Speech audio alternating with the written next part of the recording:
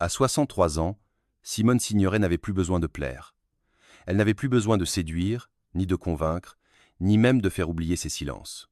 Sa voix, grave et légèrement éraillée par les années et les combats, portait encore ce ton ferme et lucide qui en avait fasciné plus d'un. Ce soir-là, dans une interview enregistrée sans artifice, face à une caméra presque pudique, elle s'autorisa ce que peu osaient, parler franchement. Non pas dans un élan de provocation ou de revanche, non, plutôt dans un souffle de vérité nue, débarrassé des conventions, des sourires de façade, des alliances factices. Elle alluma une cigarette, laissa la fumée monter lentement, puis regarda le journaliste droit dans les yeux. Et elle dit cette phrase qui suspendit le temps. Vous savez, dans une carrière comme la mienne, il y a forcément des visages qu'on ne peut pas voir en peinture. Il n'y avait ni aigreur, ni colère, juste une lassitude presque tendre, comme celle d'une femme qui avait tout vécu. Les rôles sublimes, les scènes étouffantes, les regards en coin, les faux compliments et les vraies tensions. Simone Signoret n'était pas de celles qui font des listes.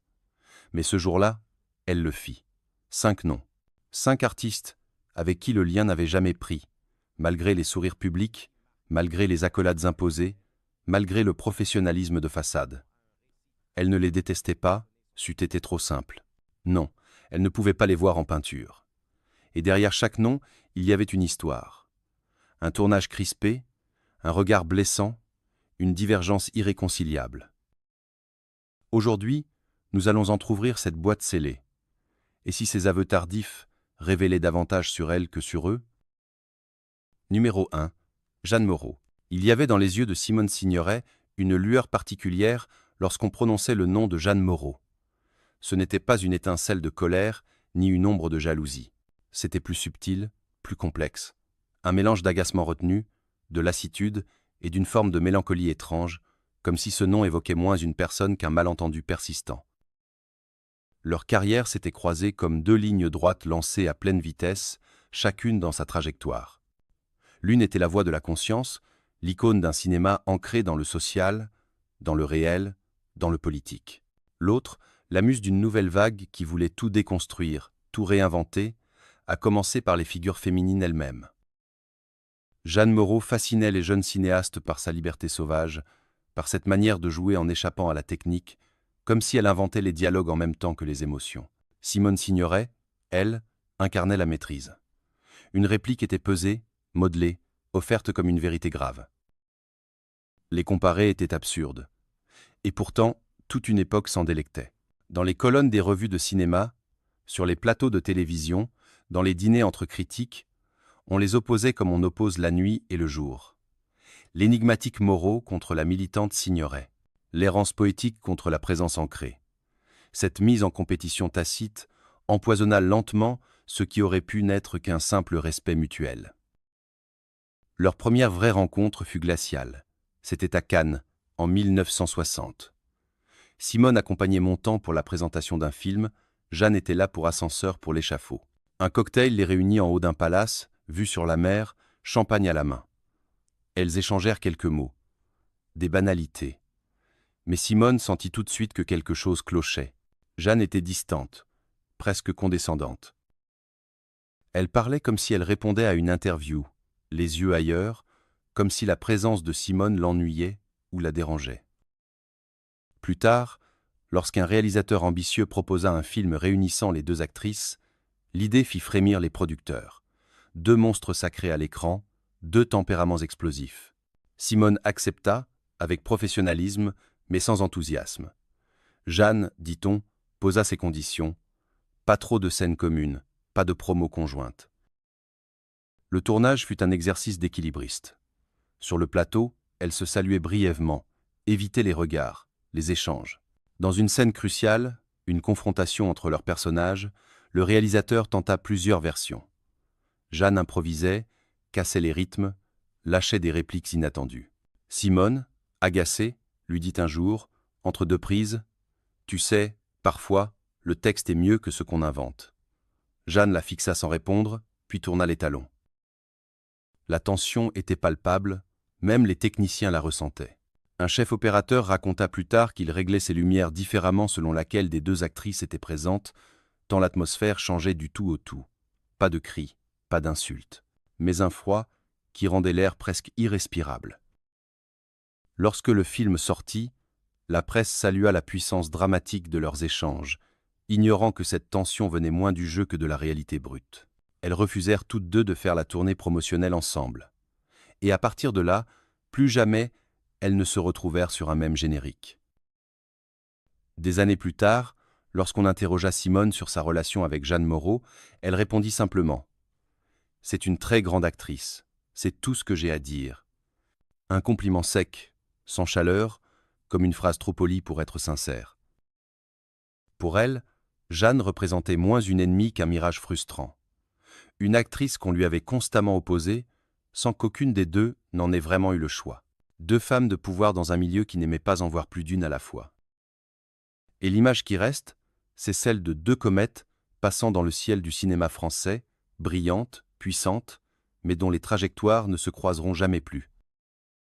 Numéro 2. Brigitte Bardot.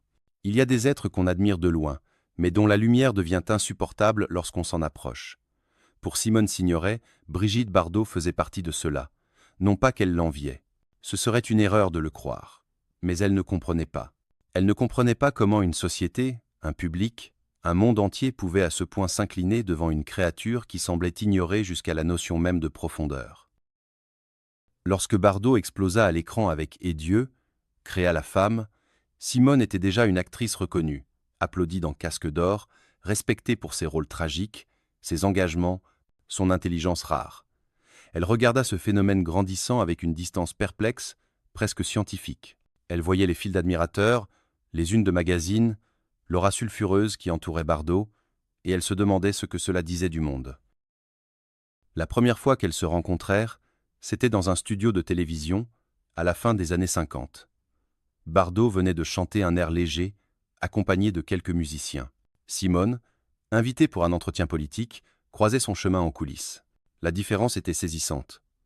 L'une déambulait pieds nus, cigarette à la main, riant à gorge déployée, l'autre avançait droit, l'esprit concentré, la parole pesée. Elles s'adressèrent à peine un regard, comme si un instinct plus fort que les convenances sociales leur dictait de ne pas insister. Plus tard, une production hasardeuse décida de les réunir sur un même projet. Une comédie dramatique chorale où elles ne partageaient que quelques scènes. Sur le papier, une confrontation générationnelle passionnante. En réalité, un dialogue de sourdes. Bardot ne venait pas aux répétitions. Elle arrivait maquillée sur le plateau, en improvisant ses gestes, ses intonations. Simone, perfectionniste, préparait tout. Elle analysait, ajustait, se plongeait dans la psychologie du personnage. Très vite, elle comprit que toute tentative de cohérence se heurterait à un mur de désinvolture. Un jour, lors d'une scène censée montrer un conflit entre leurs deux personnages, Bardot décida spontanément de changer une ligne de texte, puis ajouta un éclat de rire inapproprié. L'équipe se mit à sourire. Le réalisateur dit « Parfait, c'est frais ». Simone, figée, laissa passer un silence pesant, puis reprit depuis le début, avec une intensité glaciale. À la fin de la journée, elle déclara simplement « Si on est là pour faire du cirque, alors qu'on m'envoie les lions ». Ce n'était pas du mépris, c'était de l'incompréhension totale. Pour Simone, l'actrice était une responsabilité. Chaque rôle portait un poids, une parole à défendre. Bardot, au contraire, semblait flotter au-dessus du monde comme un papillon que rien n'atteint. Une icône par accident, une muse involontaire. Mais ce qui dérangeait le plus Simone, ce n'était pas le comportement de Bardot, c'était l'indulgence du monde à son égard. On pardonnait à Bébé ce qu'on n'aurait jamais accepté d'une autre. On lui trouvait du charme, là où il n'y avait que du vide, on glorifiait son impréparation comme une forme de génie. Simone y voyait un renoncement collectif à l'exigence. Après ce tournage, elles ne retravaillèrent plus jamais ensemble. Bardot continua sa trajectoire, éclatante, chaotique, imprévisible. Simone, interrogée à son sujet quelques années plus tard, répondit d'un ton neutre « Elle a fait ce qu'elle avait à faire, ce n'était pas mon chemin ». Et dans cette phrase, tout était dit. Une coexistence impossible. Deux manières d'être femme, d'être actrice, d'être au monde. L'une portait la parole, l'autre l'image. L'une creusait, l'autre brillait. Mais parfois, une lumière trop vive finit par aveugler ceux qui tiennent la lampe. Numéro 3. Jean Gabin. Il y avait chez Jean Gabin une autorité qui ne se négociait pas. Pas besoin de crier. Il entrait sur un plateau, et l'air changeait. Les techniciens baissaient d'un ton, les jeunes acteurs redressaient le dos. Il portait en lui la France d'avant, celle qui ne parlait qu'à bon escient, celle qui préférait l'action aux commentaires, le silence au bavardage. Simone Signoret le respectait, comme on respecte un roc. Mais les rocs, aussi imposants soient-ils, peuvent devenir des obstacles infranchissables. Lorsqu'ils se croisèrent pour la première fois, c'était au détour d'un tournage où Montand partageait l'affiche avec Gabin. Simone était là en visite, dans les loges, attentive comme toujours, observant les dynamiques, les tensions sous-jacentes. Elle salua Gabin, il répondit d'un bref hochement de tête, courtois, mais distant. Ce jour-là, elle comprit qu'avec lui, tout serait affaire de limite. Il ne la méprisait pas. Il la tolérait, comme il tolérait tout ce qui n'était pas dans son cercle immédiat. Quelques années plus tard, un projet les réunit enfin, un polar sombre, rythmé par des silences lourds et des scènes tendues. On disait que Gabin voulait bien travailler avec Signoret, qu'il l'estimait. Mais dès les premières lectures, quelque chose clochait. Simone proposait, nuançait, cherchait dans le texte des angles morts à explorer. Gabin, lui, voulait que tout soit carré, précis, net. Il connaissait ses répliques au mot près, n'aimait pas qu'on s'écarte du cadre. Un matin, lors d'une scène de confrontation, Simone improvisa un léger changement de ton, une hésitation volontaire. Gabin, sans hausser la voix, coupa la prise lui-même et déclara « On refait, c'est pas ce qu'on avait dit ». Le réalisateur tenta de modérer, mais c'était inutile. Quand Gabin décidait, tout s'arrêtait. Les jours suivants, Simone cessa d'essayer. Elle fit son travail, impeccablement, sans faille. Mais une froideur s'installa. Pas un conflit ouvert, juste une impossibilité de respirer le même rythme. Gabin l'imposait, et tout le monde suivait. Simone s'en accommodait, mais au fond d'elle, un agacement profond montait. Pas contre l'homme, mais contre ce qu'il représentait. Un système vertical, rigide, dans lequel elle étouffait. Une anecdote illustre bien leur relation. Entre deux prises, une maquilleuse osa plaisanter sur la tension visible à l'écran entre les deux stars. Gabin lâcha, d'un ton sec, « C'est pas du jeu, c'est juste qu'on n'a rien à se dire ». Simone, qui avait tout entendu, ne répondit pas. Elle alluma une cigarette, souffla la fumée vers le plafond et murmura à l'assistante à côté d'elle. « Ce n'est pas qu'il est fermé, c'est qu'il est muré ». Après ce film, ils ne retravaillèrent jamais ensemble. Simone ne parlait jamais mal de Gabin, mais quand son nom revenait, elle haussait les sourcils, comme pour dire « À quoi bon ?» Elle reconnaissait son talent, sa stature, son héritage. Mais elle savait que, face à lui, elle n'aurait jamais pu déployer ses ailes. Et pour une actrice comme elle, c'était une impasse. Il n'y avait pas de haine, juste un mur. Et l'on ne peut pas voir en peinture quelqu'un qui vous empêche de bouger, de créer, de respirer. Gabin appartenait à une époque qui s'éteignait lentement. Simone, elle, regardait vers l'avenir. Entre eux, il n'y avait pas de pont, juste une rivière glacée, que personne n'avait tenté de traverser. Numéro 4. Dirk Bogarde. Simone Signoret n'avait jamais craint la confrontation. Elle savait faire face à l'autorité de Gabin, au silence glacé de Moreau, à l'insouciance désarmante de Bardot. Mais avec Dirk Bogarde, ce n'était pas une question de pouvoir ou de méthode. C'était quelque chose de plus sournois, de plus silencieux encore. Une incompatibilité culturelle, un malentendu raffiné, enveloppé dans des manières parfaites. Leur collaboration se fit sur un film franco-britannique ambitieux, inspiré d'un roman de Marguerite Duras. Un tournage à cheval entre l'Indochine et les studios européens, Simone était ravie de travailler avec un acteur aussi respecté que Bogarde, dont elle admirait certains rôles sombres et nuancés. Mais dès les premières rencontres, quelque chose grinçait. Lui, l'anglais par excellence, toujours impeccable, mesuré, presque guindé. Elle, l'intellectuelle française, charnelle, engagée, directe. Deux élégances opposées, l'une taillée dans la retenue, l'autre dans la franchise. Aux répétitions, Bogarde restait poli, aimable, mais distant. Il s'adressait à elle comme à une collègue de théâtre londonien, avec une courtoisie presque clinique. Simone, qui croyait au regard, aux silences habités, aux échanges d'âme à âme, se heurta à ce vernis impeccable. Il ne s'agissait pas d'arrogance, il ne la méprisait pas, mais il ne la comprenait pas, ou pire, ne cherchait pas à la comprendre. Sur le plateau, leur dynamique était bancale. Lors d'une scène de tension entre leurs deux personnages, Simone, comme à son habitude, proposa une variation dans l'intention, un ton plus bas, une pause dans le regard. Le réalisateur hésita, trouva cela intéressant. Bogard, après la prise, déclara avec calme « I would rather we stick to what was rehearsed ». Il ne levait jamais la voix, mais chaque mot était un couvercle qu'on refermait. À mesure que les jours passaient, Simone se replia sur elle-même. Elle accomplissait son travail sans faute, mais avec cette sensation désagréable d'agir sous verre. Chaque scène devenait une performance millimétrée, où rien ne débordait, où rien ne vibrait vraiment. Bogard incarnait une perfection glacée. À force de tout maîtriser, il empêchait l'accident, l'imprévu, la faille, tout ce qui, pour Simone, faisait la vérité d'un moment de cinéma. Un membre de l'équipe se souvient d'un dîner organisé à la fin du tournage. Simone, assise à une extrémité de la table, fixait son verre de vin, tandis que Bogard, à l'autre bout, parlait de littérature anglaise avec le producteur. À aucun moment leurs regards ne se croisèrent.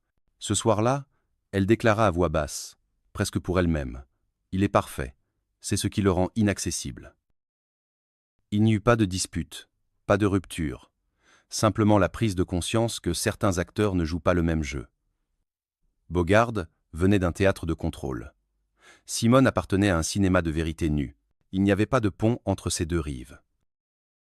Plus tard, lorsqu'un journaliste lui demanda ce qu'elle avait retenu de cette collaboration internationale, elle répondit en souriant « Rien de grave.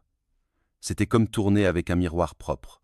On se voit bien, mais on ne touche rien. » Avec Bogard, elle avait connu le malaise le plus élégant de sa carrière. Et cette élégance-là, aussi irréprochable fût-elle, elle ne pouvait pas la voir en peinture. Numéro 5. Lino Ventura. Dans un autre monde, Simone Signoret et Lino Ventura auraient pu devenir amis. Ils partageaient le goût du travail bien fait, une allergie commune aux faux-semblants et une forme de pudeur qui les empêchait de se livrer facilement. Mais précisément, c'est peu, être cette proximité apparente, qui fit échouer toute tentative de réelle complicité. Trop semblable sur certains points, trop irréconciliable sur d'autres. Leur première rencontre remonte à un plateau de télévision au début des années 70. Simone venait y parler de politique, comme souvent, et Ventura était là pour défendre une cause qui lui tenait à cœur, l'enfance handicapée.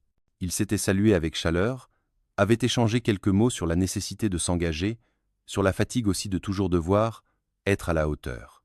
À cet instant, Simone avait cru entrevoir chez lui une sensibilité rare, un homme entier, sans artifice. Lorsqu'un réalisateur leur proposa de tourner ensemble dans un drame familial, elle accepta presque avec enthousiasme.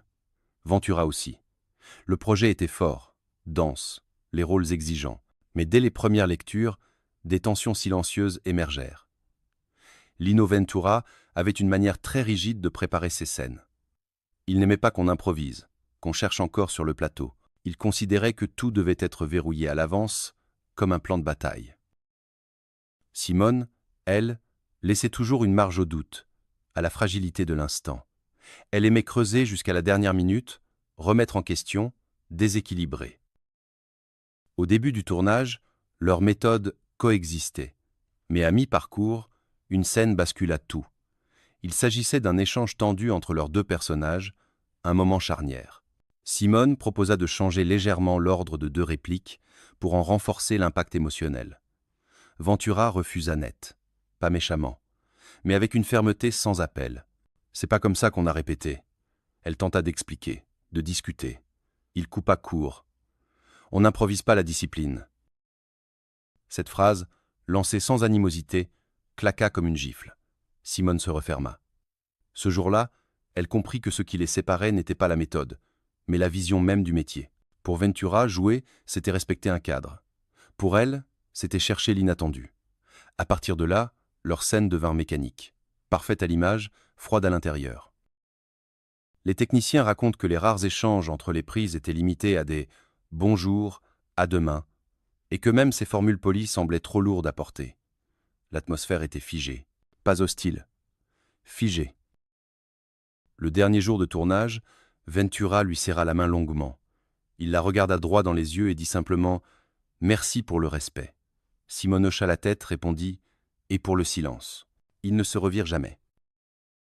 Plus tard, lorsque la presse lui demanda ce qu'elle avait pensé de tourner avec lui, elle déclara « C'était un homme de principe, mais les principes ne font pas les passerelles ». Lino Ventura était loyal, honnête, inébranlable. Et c'est précisément ce que Simone n'arrivait pas à supporter. Cette fidélité absolue à une structure, à une ligne, qui ne laissait plus d'espace à l'intuition, à l'accident, à l'humain fragile. Elle respectait l'homme, mais pas la rigidité de son monde. Et dans cette dernière collaboration, Simone comprit que le contraire de l'affrontement n'était pas toujours la paix. Parfois, c'est juste une route parallèle, où l'on marche côte à côte, sans jamais se regarder. Simone Signoret n'était pas une femme d'inventaire.